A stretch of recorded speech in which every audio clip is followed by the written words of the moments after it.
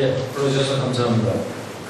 제 토론문이 57페이지 이하에 있으니까 시간이 제약돼 있어서 이것을重複하지 않고요.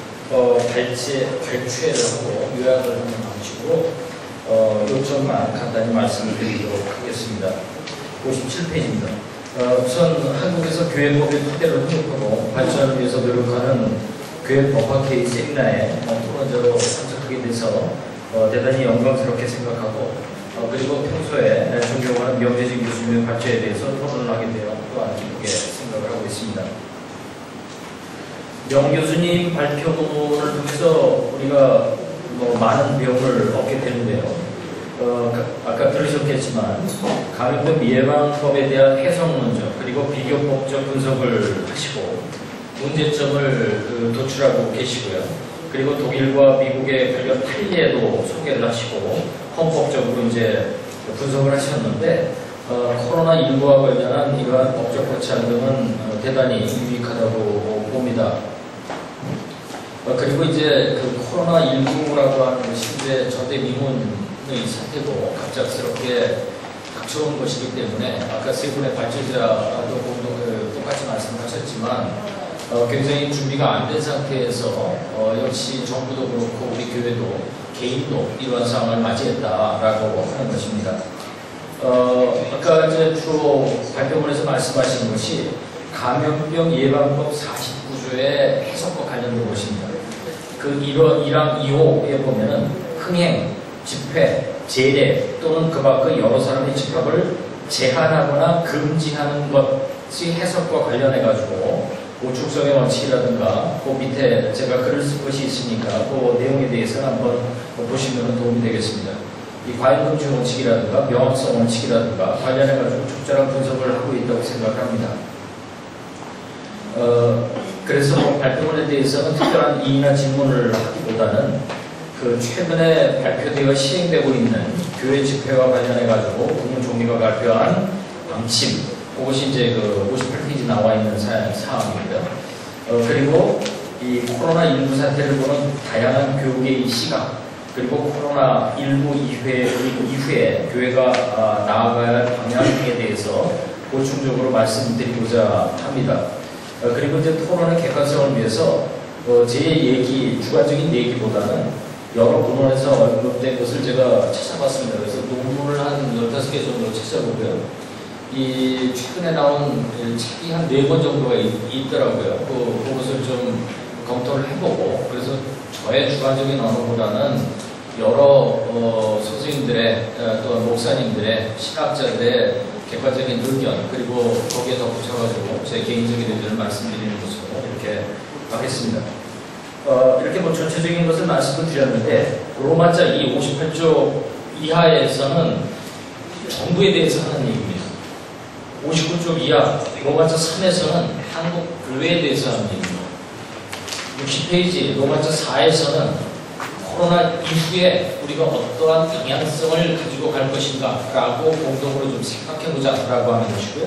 그리고 이제 61조에서 내신 말을 제가 이렇게 정리를 했습니다. 우선 58쪽에 정부에 대해서 하는 얘기입니다. 이 7월 11일부터는 아까 여러분들이 말씀을 하셨지만 이 정규 예배를 제외한 소원 모임이나 단체 식사 등이 금지되는 등 전국 교회를 대상으로 핵심 방역 수칙 준수를 의무화했습니다. 글씨가 많으니까 그걸 소개하기보다는요. 그래서 제가 그 밑에 정리를 해놨습니다. 이거는 정부에서 발표한 원문이 아니고 뉴시스에서 지난 주말 10일 날 발표하자마자 바로 정리를 한 것입니다. 제목에서 보듯이 코로나19 교회 방역 수칙이라고 하는 제목으로 이제 달았습니다. 그 밑에 나오는 것은 아까 인사말에서부터 여러 선생님들, 목사님들, 교수님들이 얘기하셨기 때문에 중복되게 이 얘기를 하지 않겠습니다. 핵심이 되는 것은 정규 예배를 중심으로 하고 그 이외의 여러 가지 활동들을 하지 마라 라고 하는 것이고요. 여기서 핵심적인 것은 이제 교회를 특정했다라고 하는 것입니다. 넘어가세요. 59쪽에 이러한 정부의 방침과 발표에는 교회라고 하는 것을 그 코로나19 극복의 동반자로 보는 것이 아니라 코로나19 감염의 주요 4개로만 보는 시각이 반영되어 있다라고 하는 비판이 있는 것입니다. 정부는 교회를 지시의 대상으로만 보아야 할 것이 아니라 코로나19 극복을 위한 동반자요 조력자로 인식해야 할 것입니다. 아까 첫 번째, 두 번째, 세 번째 그 첫 번째, 두 번째 선생님들이 그 발표자들이 말씀하셨듯이 이 교회의 자발성을 굉장히 강조를 하셨거든요. 그래서 그러한 인식과 이 동일한 얘기입니다. 그래서 지시의 대상이 아니라 동반자요 조력자로 이 교회를 인식해야 된다라고 하는 것이고, 그리고 대부분의 교회가 정부의 방역 방침, 이거는 7월 8일과 10일부터 시행되는 것이 아니고 그 초기에서부터 계속되는 정부의 방역 방침 실행에 적극 동참하고 있다는 것입니다. 그런데 일부 문제교회의 사례를 일반화했다는 것입니다. 그리고 코로나19 감염의 책임을 교회에 전가하는 듯한 태도를 보인 공중대 발표에는 문제가 있다고 보는 것입니다. 7월 10일 오후 6시부터 이미 시행되지만 정규 예배 이외의 모임과 행사는 일체 금지를 하면서도 프로야구 경기의 관중 입장을 곧 허용할 것이라고 보도가 되고 있습니다. 결정된 것은 아닙니다. 이러한 정책이 과연 일관된 것인가 라고 하는 의문을 제기하는 것입니다. 일부 회사원이 확진이 되면 기업 활동의 전부를 제한할 것입니다. 일부 공무원이 확진이 되면 국가 활동을 전부 제한할 것입니다. 일부 식당에 확진자가 다녀가면 전국의 모든 식당을 폐쇄하라고 할 것인가? 그러지 않을 것이죠.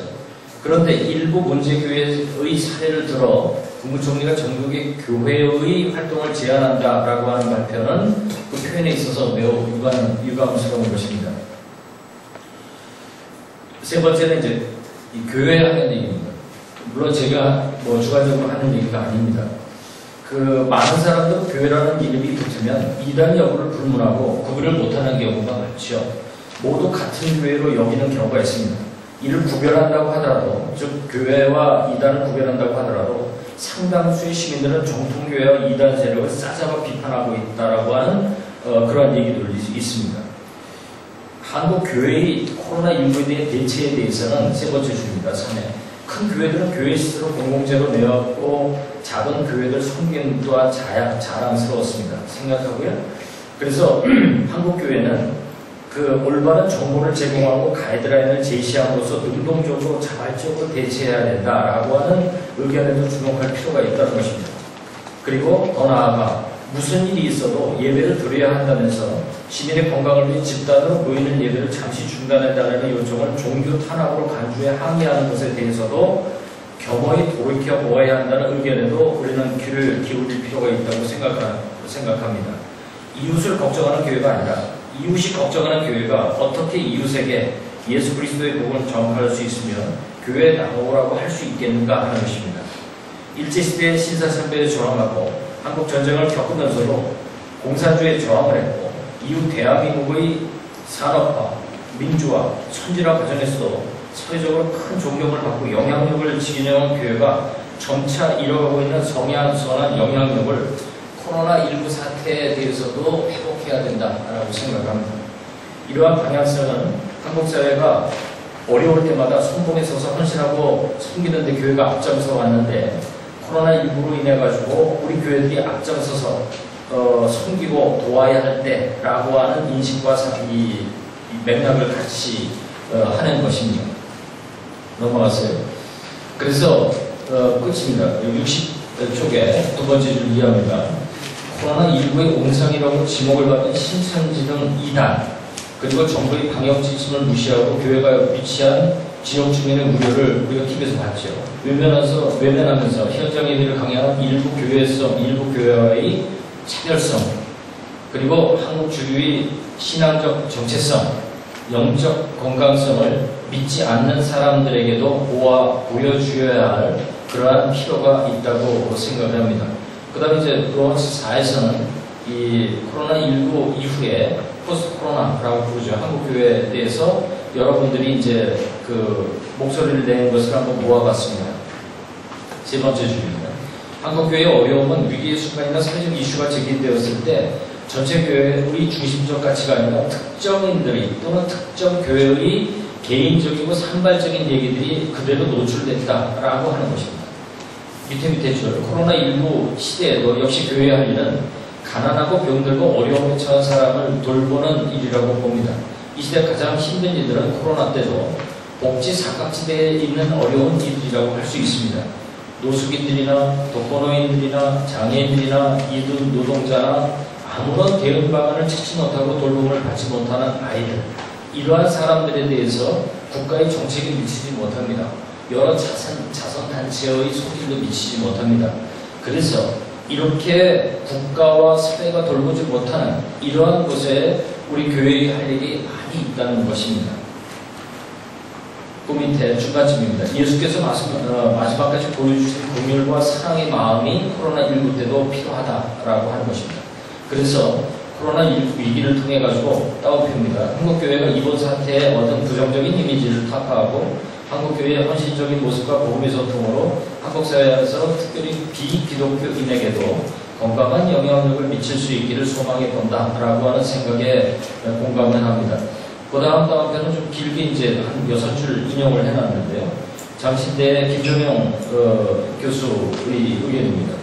코로나19 이후의 한국교회는 재난 상황에 대한 비상식적이고 미신적인 설명뿐 아니라 몰상식적인 사이비 이단들이 아예 자리를 잡지 못하도록 기존의 반지성주의적 태도를 근본적으로 반성할 필요가 있다는 의견, 그리고 맹목적인 믿음이 아니라 질문하는 믿음을 격려해야 된다는 것이고, 성경에 대한 성실한 학자들의 연구를 존중해야 된다는 것, 그리고 신앙과 교회의 영역 밖에서는 다양한 분야 전문가의 과학적, 의학적을 얘기하는 것이겠죠. 의견을 경청하는 데서 교회 안에서부터 훈련해야 할 것이라고 하는 적절히 적절하다고 봅니다. 61쪽입니다. 여기는 이제 아까 세 번째 발제자께서 말씀하셨듯이 온라인 예배라고 하는 것이 어떠한 의미를 가질 것인가 라고 하는 것들을 이제 많은 논자들이 얘기를 해 놓으셨는데 그것에 대해서 몇 가지만 소개를 한 것입니다. 그래서 아까 이제 세 번째 발표하신 목사님 끝부분에 그 인터넷 공간이 이 땅끝이다. 그래서 땅끝까지 복음을 전하라는 예수님의 명령을 이 각주 13에 있는 분도 동일하게 하고 계십니다. 그래서 인터넷 세상이 땅끝까지도 복음을 전하기 위한 노력을 하자라고 하는 제안을 하고 있습니다. 그래서 이러한 두 가지를 한번 보면은 이러한 의견들을 정리를 해보면은 코로나19의 한국교회 이후에 한국교회 나아갈 길과 관련해가지고 여러 의견이 있겠습니다만은 한국교회의 정체성, 그리고 신앙의 건강성, 그리고 또 하나가 비대면적, 언택트를 많이 얘기하고 있는데요. 구체적으로 이제 온라인 이 예배를 얘기를 하고 있습니다. 그래서 아까 소개드린 네 책 중에 오늘 올 때 한 두 가지 정도만 이제 가지고 왔는데요. 하나는 송원석 목사님 지으신 포스트 코로나 한국교회의 미래라고 하는 부분에서도 이 지금 온라인 언택트와 관련해가지고 지금은 온라인 예배의 찬반을 논하기보다 우리 자신이 어떻게 변화하느냐를 보시면 된다. 27쪽에 있는 거고요. 같은 맥락입니다. 그리고 208쪽 뒷부분에는 제목을 아예 오프라인 교회와 온라인 예배 쌍둥마차로 가기 해가지고 앞으로의 어떤 방향성에 관해서 특히 이제 기성세대 말고 자라나는 젊은 세대들에게 있어서는 이 오프라인 환경보다는 온라인 환경이 굉장히 친화적입니다. 그래서 이들의 어떤 교회로 끌어들이기 위한 선교를 위해서도 이러한 것이 필요하다라고 하는 것입니다. 그리고 이제 아까 말씀드린 이 장신대에서 두 가지 책이 나왔는데 하나는 신학적 성찰이고 또 하나의 책이 이제 선교적 교육적 목회적 이 선교적 교육적 이러한 성찰입니다. 거기서 여러 가지 아까 말씀드린 사각지대에 대해서도 얘기를 하고 그랬는데 세상을 섬기는 교회라고 해가지고 여기서 교회에 대한 사회 부정적인 시각을 지적을 하면서 이 포스트 코로나의 대처에 대해서 이 개교회주의를 좀 극복을 하고 그것이 교단을 중심으로 하든 어떻든 간에 좀 외부자의 관점에서도 기독교의 이기적인 모습으로 비치지 말고 좀 공동으로 대응을 하자 이러한 얘기를 하고 있습니다. 그래서 아까 첫 번째 우리 명 교수님의 말씀 하기에도 역시 그 자발성을 존중을 얘기를 하셨거든요. 그래서 아까 이제 첫 번째로 돌아가가지고 제한과 금지가 있습니다. 세 분 다 공이 금지는 안 되지만 제한은 받아들여야 된다. 이러한 것을 직접적으로 간접적으로 말씀을 하셨습니다. 맺은 말입니다. 그래서 61쪽입니다.